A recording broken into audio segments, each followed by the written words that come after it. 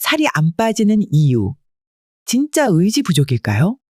아침에 눈 뜨자마자 체중계 올라가 보고 밥 먹고도 죄책감 느끼고 운동까지 열심히 했는데도 그대로인 숫자. 많은 사람들이 이렇게 말합니다. 물만 마셔도 살쪄요. 예전엔 조금만 덜 먹어도 빠졌는데 지금은 안 빠져요. 도대체 왜 이러는 걸까요? 이건 단순히 의지의 문제가 아닙니다. 몸 안에서 지방을 쓰지 못하는 상태, 즉 신진대사 기능 자체가 망가졌기 때문이죠. 하지만 다행히도 이 망가진 몸을 4주 만에 회복하는 방법이 있습니다. 단식? 무리한 운동? 아니요. 정확한 원인을 알고 순서를 지켜서 몸의 시스템 자체를 다시 작동하게 만드는 루틴입니다. 오늘 영상에서는 몸이 망가지는 진짜 이유부터 4주간 단계별 회복 가이드까지 전부 알려드릴게요. 안녕하세요. 여러분들의 가치 있는 시간, 가시TV입니다. 우리가 살을 찌지 않는 체형을 만들기 위해서는 신진대사에 대해서 먼저 알고 적용을 해야 하는데요. 신진대사는 우리가 숨쉬고, 걷고, 먹고, 생각하는 모든 활동의 에너지 생산 공장이에요. 그런데 이 공장이 멈추지 않아도 속도가 느려지면 문제는 시작됩니다.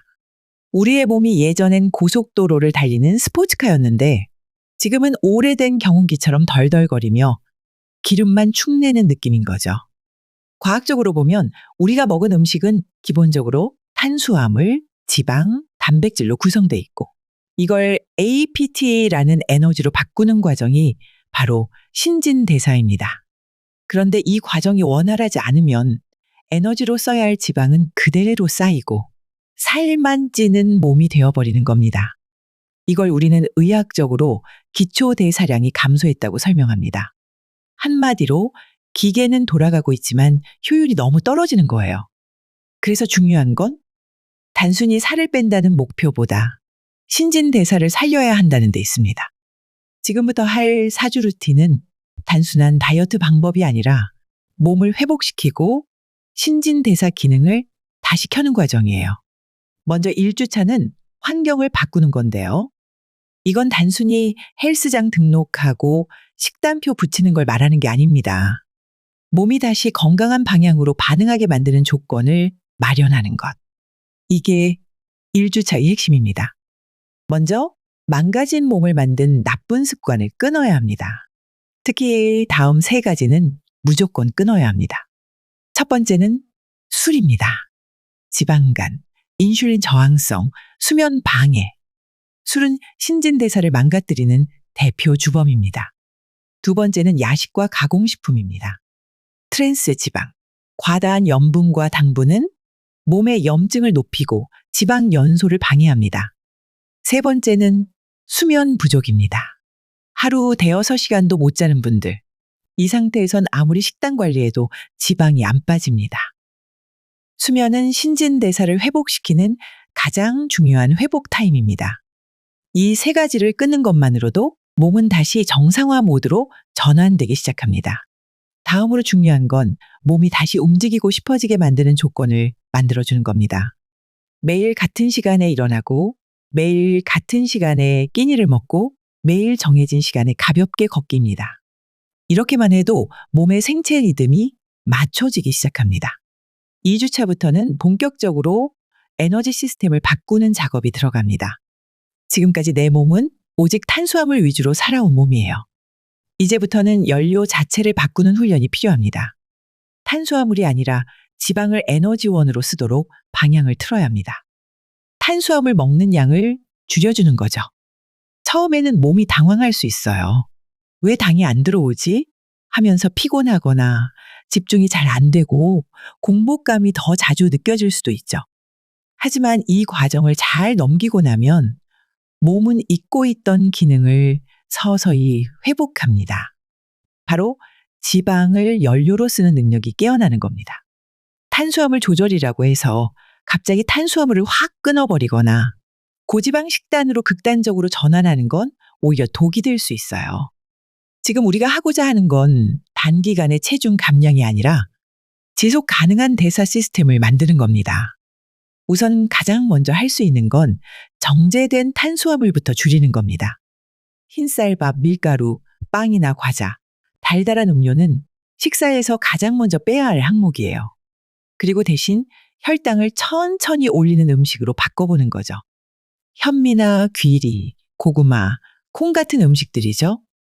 이런 음식들은 포만감도 오래가고 에너지 공급도 더 안정적이어서 탄수화물 줄이는데 무리 없이 이어갈 수 있습니다. 또 하나 중요한 포인트는 탄수화물을 줄이는 만큼 단백질과 지방 비중을 조금 늘려야 한다는 거예요. 단백질은 근육을 지키는데 필수고 지방은 에너지를 유지하는데 꼭 필요하거든요. 계란, 두부, 생선, 견과류, 아보카도 같은 음식들을 잘 챙겨주면 좋습니다. 그리고 그 다음 주, 3주 차에는 내 몸이 변화를 느끼기 시작하는 시점이에요.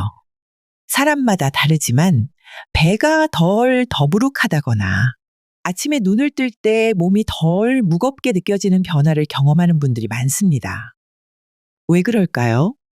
앞에서 탄수화물 위주의 대사를 줄이고 지방을 연료로 쓰기 시작하면서 몸이 서서히 대사 유연성을 회복하고 있기 때문입니다. 대사 유연성이란 말 그대로 내 몸이 상황에 따라 탄수화물도 쓰고 지방도 쓸 수 있는 능력을 말합니다. 지금부터는 여기에 근육이라는 요소를 더할 때예요. 많은 분들이 다이어트를 하면 무조건 체중이 줄어야 한다고 생각하는데 진짜 건강한 변화는 체지방이 줄고 근육이 유지되거나 늘어나는 것입니다. 예를 들어 똑같이 2kg을 감량했다고 해도 근육 1kg, 지방 1kg을 뺀 사람과 지방 2kg만 뺀 사람은 전혀 다른 몸이 되는 거예요. 전자는 기초 대사량이 줄어 다시 살이 찔 준비를 하고 있고 후자는 더 잘 빠질 수 있는 체질로 가는 중이죠. 그래서 이 시점부터는 운동이 더 중요해집니다. 무조건 힘든 운동이 아니어도 괜찮아요. 유산소 운동은 가볍게 걷기부터 시작하되 이제는 꼭 근력 운동을 병행해야 합니다. 특히 큰 근육 위주로 하체, 엉덩이, 코어 근육을 활성화시키는 것이 중요해요. 스쿼트, 런지, 플랭크 같은 간단한 동작만 꾸준히 해도 몸은 확연히 달라집니다.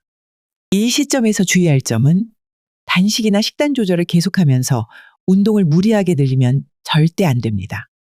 몸이 에너지를 적게 받고 있는데 소모는 늘면 오히려 스트레스 호르몬이 높아지고 지방은 덜 빠지고 피로감만 커져요. 그래서 적절한 강도, 충분한 수면, 꾸준한 회복, 이 세 가지가 핵심입니다. 다음 주 4주 차는 이 변화를 습관으로 굳히는 마무리 단계입니다. 이 단계는 한마디로 몸이 바뀌는 걸 느끼는 시점이자 앞으로 이 변화를 어떻게 유지할지를 결정짓는 구간이에요. 보통 다이어트나 건강 루틴을 시작하는 사람들이 가장 많이 실패하는 타이밍이 바로 지금입니다. 왜냐하면 이 정도 했으면 됐지 하는 안도감이 슬그머니 올라오기 때문이에요. 하지만 정말 중요한 건 지금부터입니다. 이 4주간의 노력을 평생 지속 가능한 루틴으로 만드는 것. 이게 핵심이에요. 몸은 3주 동안 배웠습니다.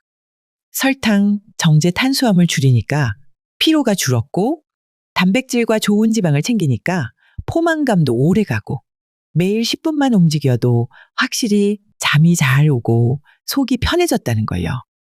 이제는 그걸 뇌와 몸에 기억시키는 단계예요.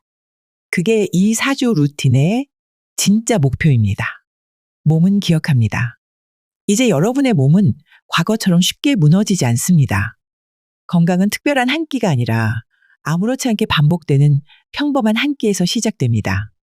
그 변화, 이제는 여러분의 일상이 될 수 있습니다. 여러분의 남은 삶을 가치 있는 시간으로 만들어드리기 위해 더 좋은 정보로 찾아오겠습니다. 영상 시청해 주셔서 감사드리고 구독과 좋아요 꼭 부탁드리겠습니다. 감사합니다.